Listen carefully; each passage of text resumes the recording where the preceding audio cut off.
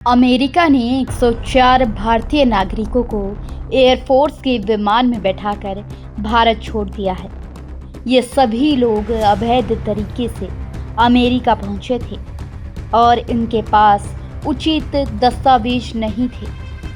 भारत लौटने के बाद ये लोग अपने मुश्किल जीवन की कहानियां बयां कर रहे हैं। इन सभी लोगों ने बताया कि कैसे ये लोग अवैध तरीके से अमेरिका पहुंचे और इस दौरान उन्हें कितनी परेशानी हुई। अवैध तरीके से किसी देश में जाने के लिए डंकी रूट का इस्तेमाल किया जाता है। यहाँ हम बता रहे हैं कि डंकी रूट क्या है, इसका संचालन कैसे होता है और ये इतना खतरनाक क्यों है। सबसे पहले ये समझना ज़रूरी है कि किसी भी देश के नागरिक को दूसरे देश में जाने के लिए पासपोर्ट या वीज़ा की ज़रूरत होती है। अगर दो देशों के बीच संबंध अच्छे हैं, वीज़ा की ज़रूरत नहीं होती, लेकिन पासपोर्ट ज़रूरी होता है। विदेश में पासपोर्ट के ज़रिए ही आपकी पहचान तय होती है। ठीक उसी तरह जैसे देश के अंदर आधार कार्ड, पैन कार्ड और वोटर आईडी जैसे दस्तावेज ज़रूरी होते हैं, वैसे ही विदेश में पासपोर्ट ज़रूरी होता है। जब कोई व्यक्ति पासपोर्ट और ज़रूरी दस्तावेजों के बिना अवैध तरीके से किसी देश के अंदर जाना चाहता है तो वो डंकी रूट का इस्तेमाल करता है।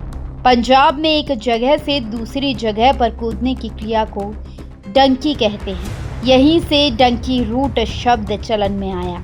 इस रास्ते के जरिए आप एक देश से दूसरे देश पहुंच जाते हैं और आधिकारिक तौर पर किसी को पता नहीं चलता कि आप किस देश में हैं।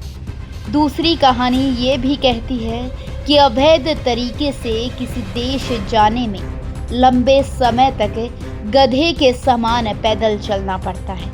इस वजह से भी इसे डंकी रूट कहते हैं। साल 2023 में आई शाहरुख खान की फिल्म डंकी इसी पर आधारित है। डंकी रूट के जरिए अमेरिका जाने वाले लोगों ने बताया कि अवैध तरीके से किसी देश में जाना बेहद मुश्किल, जोखिम भरा और महंगा है। भारतीय नागरिक अवैध तरीके से अमेरिका जाने के लिए लाखों रुपए खर्च करते हैं। सिर्फ अमेरिका की बात करें तो एक से ज़्यादा रास्तों के जरिए भारतीय लोग अमेरिका में अवैध तरीके से पहुंच सकते हैं। समय और सुविधा के हिसाब से अलग अलग रूट का किराया भी कम ज़्यादा होता है। हालांकि यात्रा शुरू होने से पहले ही पूरा पैसा देना पड़ता है। इसके बाद सफ़र शुरू होता है। सफ़र के दौरान एजेंट आपका रूट और अमेरिका पहुंचने का तरीका भी बदल देते हैं। इस समय यात्री के पास एजेंट की बात मानने के अलावा कोई विकल्प नहीं होता है। अगर किसी व्यक्ति को अवैध तरीके से यूरोप के किसी देश में जाना है तो वह यूरोपीय संघ के शेंगेन क्षेत्र के लिए पर्यटक वीज़ा ले जा सकते हैं। इस वीज़ा के जरिए 26 यूरोपीय देशों में बिना किसी रोक टोक के आवाजाही कर सकता है। इसके बाद वो एजेंट की मदद से अवैध तरीके से इंग्लैंड या किसी अन्य देश में घुस सकता है। ये एजेंट अक्सर फर्जी दस्तावेजों से लेकर शिपिंग कंटेनरों के माध्यम से तस्करी के लिए मोटी फीस लेते हैं। हर साल हजारों भारतीय जान जोखिम में डालकर डंकी रूट के जरिए अमेरिका, कनाडा और यूरोपीय देशों में प्रवेश करने की कोशिश करते हैं। डंकी रूट को संचालित करने वाले एजेंट संगठन में काम करते हैं। हर एजेंट का एक सीमा क्षेत्र होता है जिसमें वो काम करता है। अगर किसी को भारत से अमेरिका जाना है तो पहले वो भारत में मौजूद किसी एजेंट से संपर्क करता है।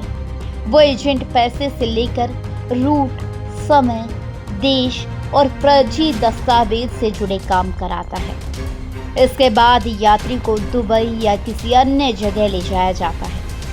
वहां पहुंचने के बाद दूसरा एजेंट बस या टैक्सी के जरिए दूसरे स्थान पर ले जाता है। इस बीच नाव का इस्तेमाल भी होता है और यात्रियों को सैकड़ों किलोमीटर पैदल भी चलना पड़ता है।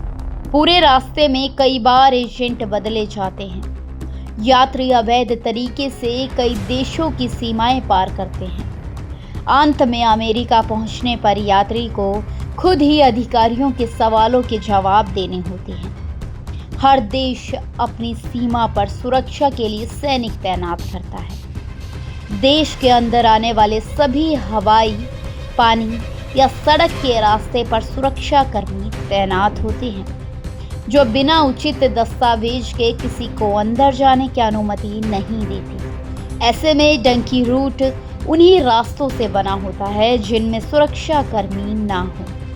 इसी वजह से डंकी रूट में समुद्र, जंगल, रेगिस्तान और सुनसान रास्तों का उपयोग किया जाता है।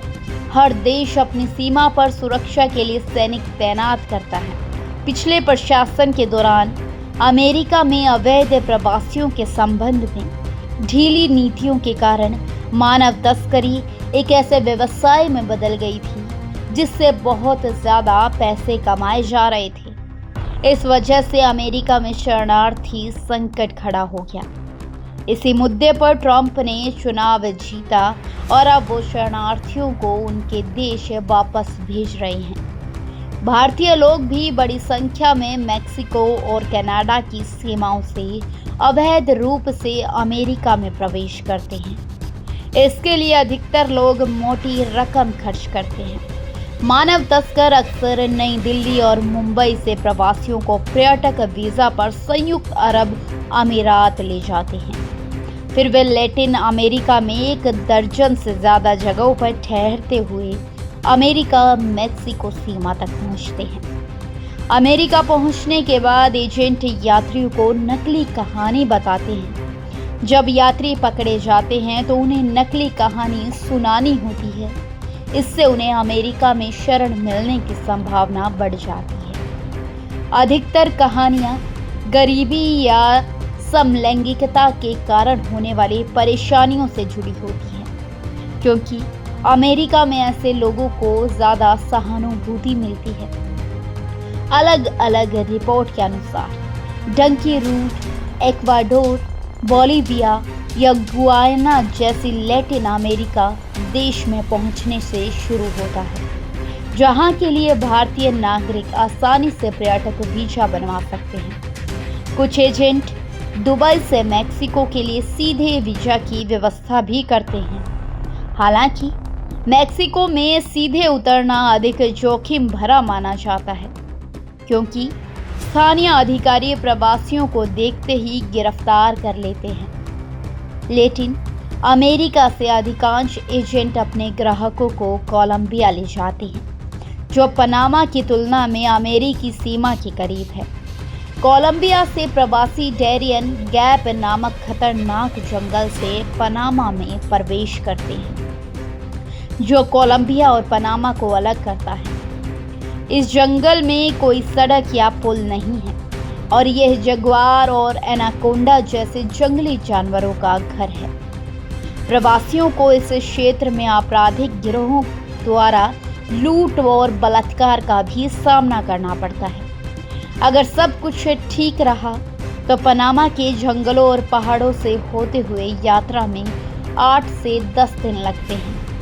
इसके बाद प्रवासी ग्वाटेमाला के साथ मैक्सिको की दक्षिणी सीमा पर पहुंचने से पहले कोस्टा रिका और निकारागुआ में प्रवेश करते हैं। फिर वे मैक्सिको में प्रवेश करते हैं और वहां से अमेरिका में प्रवेश करते हैं। मौसम की स्थिति, राजनीतिक स्थिति, मानव तस्करी नेटवर्क जैसे कारणों के चलते भारत से अमेरिका पहुंचने में 2 साल या उससे ज़्यादा समय भी लग जाता है।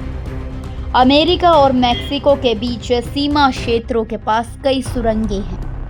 मैक्सिको में सक्रिय गिरोहों की मदद से अवैध अप्रवासी इन सुरंगों का इस्तेमाल करके अमेरिका के अंदर दाखिल होने के लिए करते हैं।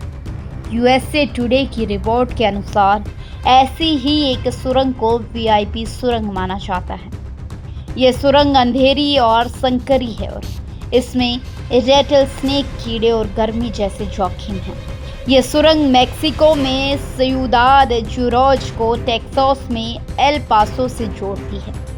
इस क्षेत्र में सक्रिय कार्टेल अमेरिका में प्रवेश की सुविधा के लिए $6,000 तक चार्ज करते हैं। इसके अलावा कार्टेल को भुगतान करने पर प्रवासी को एक कोड दिया जाता है। इससे सुनिश्चित होगा कि उन्हें मेक्सिको में अन्य कार्टेल और कानून प्रवर्तन एजेंसियों द्वारा परेशान नहीं किया जाएगा और वे आसानी से अमेरिका में प्रवेश कर सकते हैं।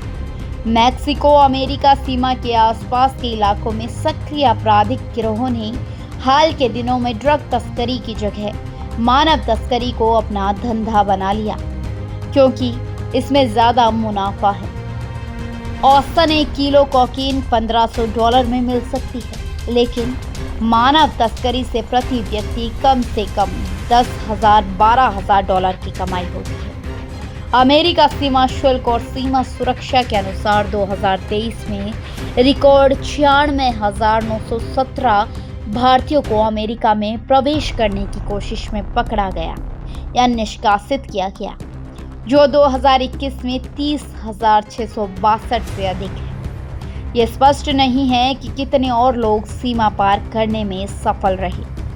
प्यू रिसर्च सेंटर के अनुसार भारत से बड़े पैमाने में लोग अवैध तरीके से अमेरिका पहुंचते हैं।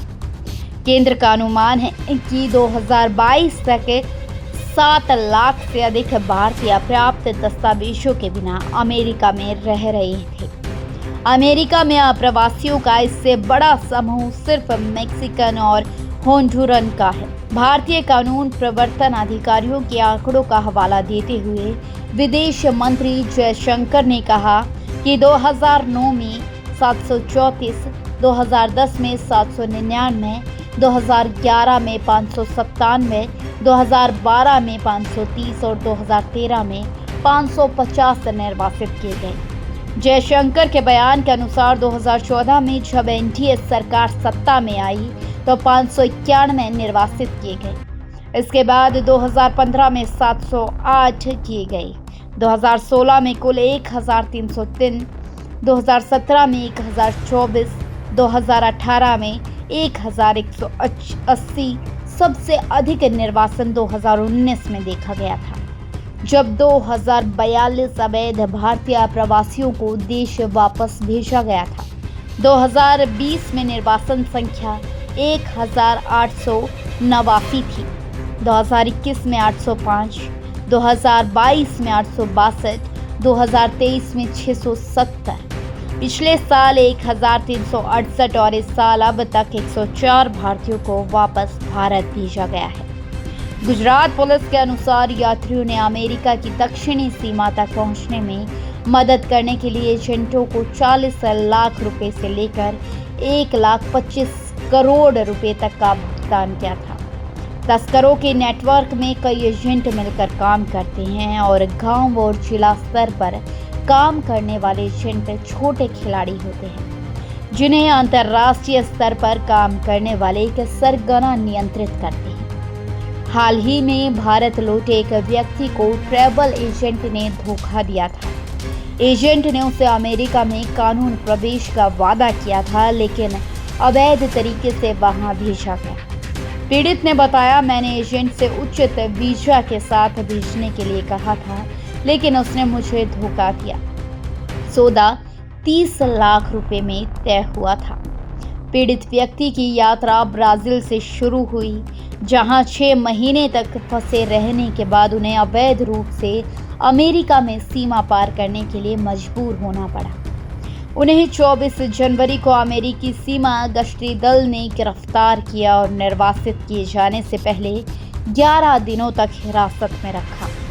डंकी रूट का नया तरीका भी सामने आया है। 3 लोगों का गुजराती परिवार अमेरिका में पकड़ा गया था।